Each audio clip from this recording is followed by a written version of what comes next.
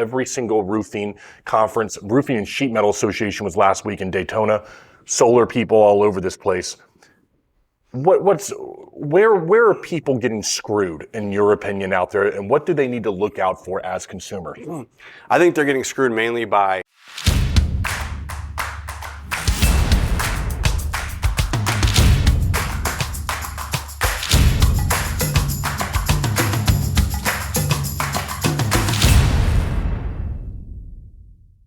All right, everybody, welcome back here. I'm here with Solar Scott down here in South Florida. We're going to put some misconceptions to bed here about some of the things going on right now in the solar game. Scott, I appreciate you taking a few minutes, okay? I appreciate your time as well. So right now, we've got one of these large panels that are behind me, okay? I think that individuals, some people might be a little bit hesitant to get involved right now with solar. Maybe they look in and say, I don't want these huge panels on top of my roof. I've seen things from people like Tesla with a little smaller stuff. What is available on the market right now? Are there other options available to homeowners? Well, yeah, there's actually numerous options. You have regular solar panels that get attached to the roof. You have photovoltaic, building integrated photovoltaic systems like Tesla roof tiles, CertainTeed tile shingles, solar shingles. You also have thin film, but now you also have to look at the fact of what are you trying to accomplish by going solar? So if someone is looking just to save money, this is going to be your best option always. If someone is looking for something more of a niche product, then that's when we have the other options to look at, but they are going to cost more money. So you really have to figure out from the client, what is your intention and what is your ultimate goal with solar? Okay, now for somebody who might be coming into this, a layman like myself, I see a lot of different solar companies. I hear something like Tesla. You're using CertainTeed here at All Phase Construction USA and All Phase Solar. What is the difference between the actual panel themselves, the technology that is available? Is there a difference? What should somebody be looking for in what they put on their roof from a technology perspective? There is a difference. I mean, you have different wattages of panels, you have different efficiency ratings of panels, you have different warranties of panels. For example, Aptos, one of the companies we use, Yes. they're out of California. They have a 30-year performance guarantee. Now, at year 30, you're still at 82% of the life of these panels. Year 25, you're at 85% of life of the panels. You also have premium panels where at year 25, you're at 93% life of the panels. But there's always going to be a difference in price. So once again, it comes back to not everything fits one client. You have to take the time, educate the client, ask them questions, figure out what their ultimate goal is instead of going in and trying to sell someone something. And I think, well, I feel that's really where we differentiate ourselves from everybody else. We take our time and educate. We want them to have a full understanding. We don't push them to do anything. We want them to be able to make their own decision based on the facts that they've received. You want to look at the company. Do they do their own installs? Or are they just a sales organization? Sales organizations are usually knocking doors. They're coming in and they're trying to jam that contract down your throat. Got it. Now, I've heard this before, so I want you to help me understand this. Because the question I've sometimes asked to people, and someone I would ask you, should somebody wait for technology to get better? It seems like there has been an exponential increase in the way that solar panels operate, their efficiency. Is there a time to wait for them to get more efficient? Now, I recently heard that the amount of energy that will be able to be captured by a solar panel is capped at somewhere around like 30%. Something like that is what I was told, or I saw this in an interview somewhere. The efficiency rating of panels? Yeah, like the amount of energy, I guess, that somebody would be able to capture. Now, I want to ask that, not from that perspective, but should somebody wait? Should you just wait a couple years, wait for these panels to become more efficient, or is it a premium time to get involved with solar now? I'm going to tell you why. Tell me.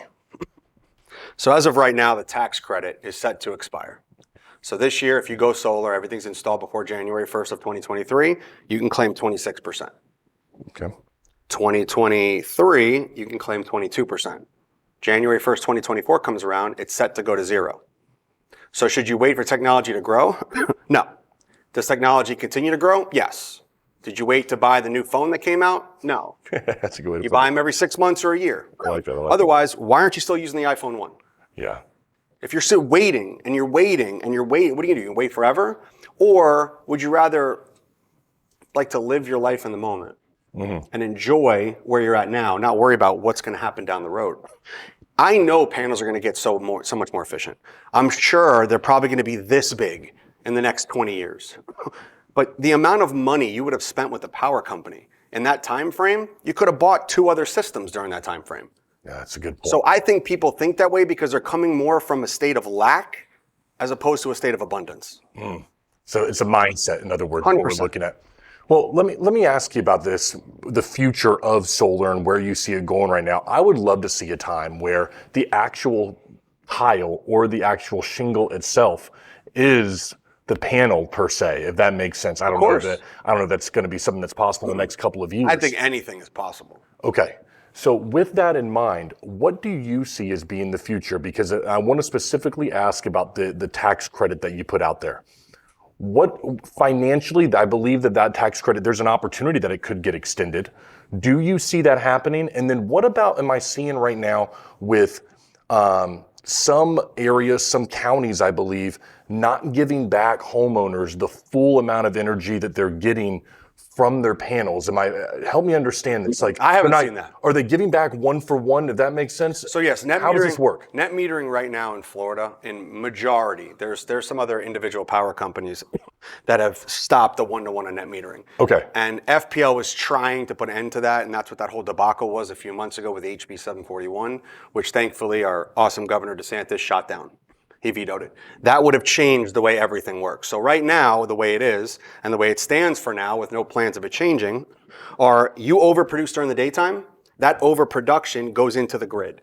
The new meter they put in, the net meter, spins backwards, and your credits are calculated on a 1-to-1 ratio. So if you put 50 kilowatt hours into the grid, those are yours to take out when needed at no additional cost. Yes. Now keep in mind, at the end of the month, those extra credits that you have built up roll over to the next month, and they continue doing so. And the reason is, we use our AC a lot in Florida, and so the difference in winter and summer is our AC. So we actually overproduce, contrary to popular belief, January through May. That overproduction rolls over to cover the underproduction when you get to June to October. But so if you were to go ahead and acquire a system in one of those months, let's just say like in the summer, you may not have enough time to bank enough into that bank. You didn't. Right. So you're still going to continue to have that bill for a little bit, but you're looking at a more long-term, well, not long-term of years, like a year to get this thing back into the system. And part of my presentation with every client is I let them know that the only time where you're going to have a zero bill or could have a zero bill throughout the entire year is after year 1. Because year 1 all depends on when the system goes live. Now, unless your system went live January 1st, which is probably 1 out of 10,000 systems.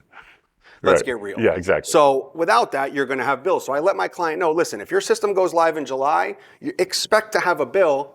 And on our proposal, it shows month by month breakdown, what you'll produce, what your underproduction is, what your overproduction is. So I can revert back to that and say, well, listen, Patrick, do you remember when I sat down with you? It says in July, you're going to underproduce by 700 kilowatt hours. So expect to have a bill that's covering that amount. But once January 1st comes around the next year, now you're building the rollover. Got it. I have 2 final questions here for you then. What do you see as the main pushback from a homeowner or business owner that is reluctant to get involved with solar? What is the main objection that you see out there? And what would you say to that individual? You've got to see something over and over again, Scott. Yeah. A lot of people are worried about when they sell their home. Oh, okay, that's fair. I get that a lot. Okay, tell me about that. What happens there? So if you sell your home, there's a value increase. Now you have to negotiate that realtor to realtor, have the appraiser in on that. I will tell you that I do have a client in Southwest Florida who just refined his house after putting solar on 2 years ago. He got, it's an 11 kilowatt system, he got around $25,000 as a value increase. Now it's about $2.40 something cents a watt. So I know that number is going to continue to increase as as solar grows more in Florida, because other states you see a higher value increase. You're going to see that. But even at $2.40 to $2.50 a watt, to me, that's amazing. Because let's say you're paying $3 a watt and you take out a 26% tax credit. What's 26% of $3? Well, what I'm looking at this is that the evaluation of the solar system on top of the home is going to increase as these tax credits and stuff decrease because it's going to be more valuable. It has to. It's got to be more valuable up there. Plus, as more people go solar, it becomes more valuable. Plus, as the increase of cost of electric goes up, Yes. it becomes more valuable. So it's like, I'm looking at that like that's a baseline. Okay, that's a really good way. That's an interesting way to look at it. I'm glad you kind of cleared that. Now, one there's up a for me. second side of this. Tell me. If you're not worried about the value increase, you can, or paying cash for solar, you can finance it. And that monthly payment can now transfer to the new buyer. So think about this. If I'm showing someone right now, they have a $300 electric bill they're renting from FPL. I put solar on, their monthly payment is, let's just say $225. That $225 is fixed. The $300 from FPL will continue going up with inflation and rate increases. So imagine now you go to sell your house 10 years down the road. And if you take a $300 electric bill in today and you factor in 3.5% inflation to 4% tops per year, that $300 becomes $400. The solar system is still $225. But Scott, how does that work? Are you transferring that bill, the They have to responsibility over to that new Yeah, so homeowner? they fill out the same same application with the same bank. Got it. They have to have a 650 credit score. It transfers over, and now they're getting that same $400 of energy for $225. And as that $400 continues to go up over time, their payment's still $225, and it's warranted for 25 years. That's great. So what do you have to lose? Right, you not only have something to lose if you're selling, but the buyer as well is getting to gain. You're gaining something there as a buyer They're getting as well. value. Right. I didn't think about that, the transfer over as you sell the system right there, and I think a lot of people miss out. So my final question for you be this then. What do you see? Now that's what the big pushback is from homeowners right now, all right? What are you seeing in the field itself for contractors that you want to see change within the industry? Because Scott, I was showing you a video before this from one conference. Every single roofing conference, Roofing and Sheet Metal Association was last week in Daytona. Solar people all over this place. Where are people getting screwed in your opinion out there, and what do they need to look out for as consumers?